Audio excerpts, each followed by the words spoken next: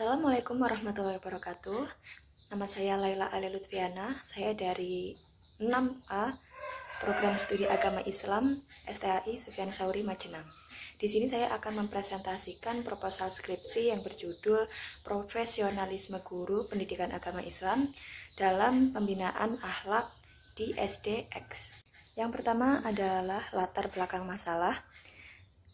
Pendidikan adalah usaha orang dewasa dalam pergaulan dengan anak-anak guna memimpin jasmani dan rohani mereka ke arah kedewasaan. Dalam artian, pendidikan adalah suatu proses transfer nilai-nilai dari orang dewasa, guru atau orang tua, kepada anak-anak agar menjadi dewasa dalam segala hal. Pendidikan merupakan masalah yang penting bagi setiap bangsa yang sedang membangun. Upaya perbaikan di bidang pendidikan merupakan suatu keharusan untuk selalu dilaksanakan agar suatu bangsa dapat maju dan berkembang seiring dengan kemajuan ilmu pengetahuan dan teknologi. Beberapa upaya dilaksanakan antara lain penyempurnaan kurikulum, peningkatan kompetensi guru melalui pelatihan-pelatihan, penataran-penataran, serta perbaikan-perbaikan di bidang pendidikan. Semua ini dilaksanakan semata-mata untuk meningkatkan mutu pendidikan bangsa dan terciptanya manusia Indonesia seutuhnya. Profesionalisme merupakan salah satu kualifikasi yang terpenting, sebagaimana terdapat dalam sebuah hadis yang menyatakan bahwasanya segala sesuatu itu harus dilakukan oleh para ahlinya atau orang yang berkompeten dalam tugasnya. Bismillahirrahmanirrahim. Idza busidal umaro ila ghairi ahlihi fantaziru was-sa'ah. Artinya, apabila suatu urusan dikerjakan oleh orang yang bukan ahlinya, maka tunggulah kehancurannya. Hadis riwayat Bukhari, Ahmad Tafsir 2008-113. Dalam hadis di atas dijelaskan bahwa seseorang yang menduduki suatu jabatan tertentu meniscayakan mempunyai ilmu atau keahlian profesionalisme yang sesuai dengan kebutuhan jabatan tersebut. Hal ini sejalan dengan pesan kompetensi itu sendiri yang menuntut adanya profesionalitas dan kecakapan diri. Namun bila seseorang tidak mempunyai profesionalisme di bidangnya atau pendidik, maka tunggulah saat kehancurannya. Terlebih lagi seorang guru agama, ia harus mempunyai nilai lebih dibandingkan dengan guru-guru yang lainnya. Guru agama di samping melaksanakan tugas mengajar, ia juga melaksanakan tugas pendidikan dan pembinaan bagi peserta didik. Ia membantu bahkan memiliki peran penting dalam pembentukan kepribadian, pembinaan akhlak, serta menumbuhkan dan mengembangkan keimanan dan ketakwaan para siswa-siswinya. Oleh karena itu, perhatian guru dalam dunia pendidikan adalah prioritas. Untuk melaksanakan tugas dalam meningkatkan proses belajar mengajar, guru menempati kedudukan sebagai figur sentral. Di tangan para gurulah terletak kemungkinan berhasil atau tidaknya pencapaian tujuan belajar mengajar di sekolah. Serta pada tangan mereka pula lah bergantungnya masa depan karir para peserta didik yang menjadi tumpuan para orang tuanya. Jika dilihat dari tujuannya, pendidikan Islam memiliki tujuan yang berkaitan dengan pembinaan akhlak dan tujuan hidup setiap muslim. Atiyah Al-Abrashi dalam Abu Dinata 2007-129 misalnya mengatakan pendidikan budi pekerti dan akhlak adalah jiwa dan tujuan pendidikan Islam. Mencapai akhlak yang mulia adalah tujuan sebenarnya dari pendidikan Islam. Sementara itu, Imam Al-Ghazali dalam Abu Dinata 2007-154 mengatakan bahwa akhlak adalah hasil dari pendidikan, latihan, pembinaan, dan perjuangan yang sungguh-sungguh sehingga mudah dibentuk. Guru pendidikan agama Islam di SDX memikul beban ganda dalam muatan kurikulumnya, mengingat bahwa SD negeri ini adalah sekolah umum dengan ciri khas negeri, maka komposisi materi pelajaran umumnya lebih kompleks daripada pelajaran agama. Selain itu, SD negeri X dikelola oleh Dinas Pendidikan Pemuda dan Olahraga, di mana lebih dari 80% pendidikan di dalamnya adalah berstatus negeri. Seorang guru PAI harus mempunyai nilai lebih dibandingkan dengan guru-guru lainnya. Guru PAI di samping melaksanakan tugas mengajar, ia juga melaksanakan tugas pendidikan dan pembinaan bagi peserta didik, di mana guru juga dituntut menjadi orang tua bagi peserta didiknya. Seorang guru di SDX ini diharapkan mampu membantu pembentukan kepribadian, pembinaan akhlak di samping menumbuhkan dan mengembangkan keimanan dan ketakwaan para siswa. Dengan adanya tugas yang cukup berat tersebut, guru pendidikan agama Islam dituntut untuk memiliki keterampilan profesional dalam menjalankan tugas sebagai seorang guru.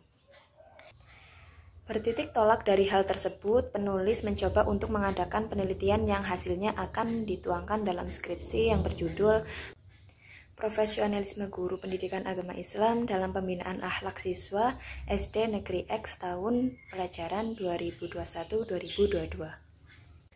Yang kedua yaitu rumusan masalah. Berdasarkan latar belakang yang penulis kemukakan di atas, maka dapat dirumuskan permasalahannya sebagai berikut.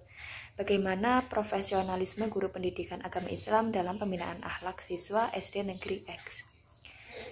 Yang ketiga, tujuan penelitian.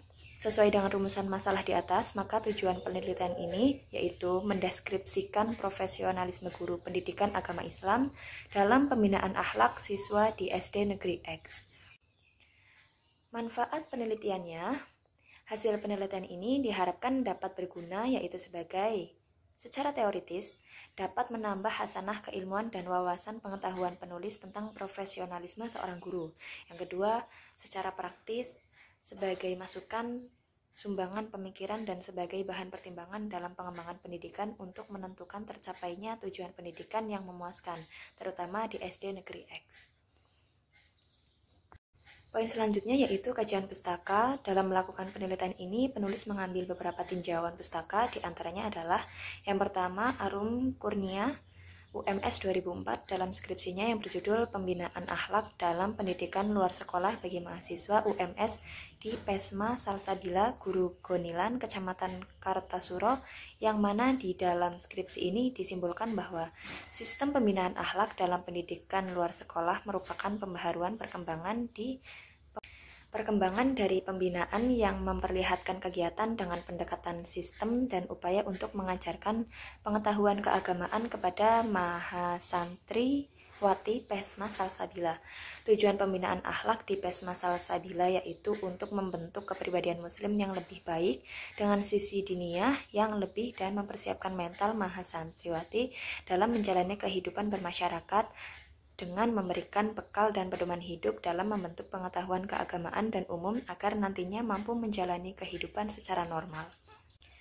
Yang kedua, Israfil UMS 2010 dalam skripsinya yang berjudul Internasionalisasi Nilai-Nilai Akhlak kepada Mahasiswa Universitas Muhammadiyah Surakarta yang mengikuti Baitul Arqam tahun akademik 2009-2010 menyimpulkan bahwa nilai-nilai akhlak yang diinternalisasikan dalam kegiatan Baitul Arqam meliputi akhlak kepada Allah, akhlak kepada Al-Quran, akhlak kepada Rasulullah, akhlak kepada sesama manusia, serta hormat pada guru, hormat kepada orang tua, serta akhlak dalam bermuamalah dan beribadah. Kegiatan yang menunjang diantaranya diwajibkannya sholat jamaah, sholat duha, dan sholat lail, serta untuk menunjang materi akidah peserta diajarkan bertadabbur alam untuk meningkatkan keimanan dan mengetahui kebesaran Allah Subhanahu wa Ta'ala. Adapun sikap yang ditemukan seperti tawadu, ta'zim kepada guru, birrul walidain, dan kepada senior saling menghargai dan menghormati. Yang ketiga, Agus Budiono UMS 2003 dalam skripsinya yang berjudul Keluarga Sakinah dalam Pembentukan Akhlakul Karimah pada Anak atau Studi Kasus di Kagokan Kelurahan Pajang, yang mana dalam skripsi ini disimpulkan bahwa konsep keluarga Islam yang sakinah adalah keluarga yang berlandaskan agama dan saling memahami antara seorang suami dan istri, saling mengerti dengan kekurangan dan kelebihan masing-masing. Sedangkan tujuan utama sebuah pernikahan adalah untuk memiliki akhlak, budi pekerti, dan perangai yang baik. Untuk itu, akhlak tidak terjadi dengan sendirinya pada anak, akan tetapi dilakukan dengan latihan, keteladanan, dan bimbingan dari orang tua, karena lingkungan pertama yang dikenal anak adalah keluarga.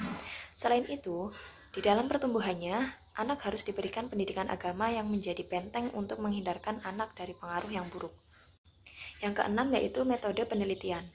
Dalam suatu penelitian, ketepatan penggunaan metode sangat penting untuk menentukan apakah data yang diperoleh dapat dikategorikan valid atau tidak valid. Begitu pula dengan penelitian ini, yang diharapkan dapat menyeleksi penggunaan metode-metode yang sesuai dengan subjek dan objek permasalahan yang diteliti. Yang pertama, jenis penelitian dan pendekatan penelitian. Ditinjau dari jenis penelitiannya, penelitian ini termasuk penelitian lapangan atau field research, yaitu penelitian yang mengumpulkan datanya dilakukan di lapangan, seperti lingkungan masyarakat, lembaga-lembaga, dan organisasi kemasyarakatan. Dengan kata lain, dapat diartikan penelitian dengan jalan terjun langsung ke tempat penelitian untuk mengamati dan terlibat langsung dengan objek penelitian. Metode pengumpulan data. Adapun metode penelitian yang penulis gunakan untuk mengumpulkan data yang diperlukan adalah sebagai berikut. Yang pertama adalah metode observasi, yang kedua adalah metode wawancara, yang ketiga adalah dokumentasi, kemudian yang keempat adalah metode analisis data.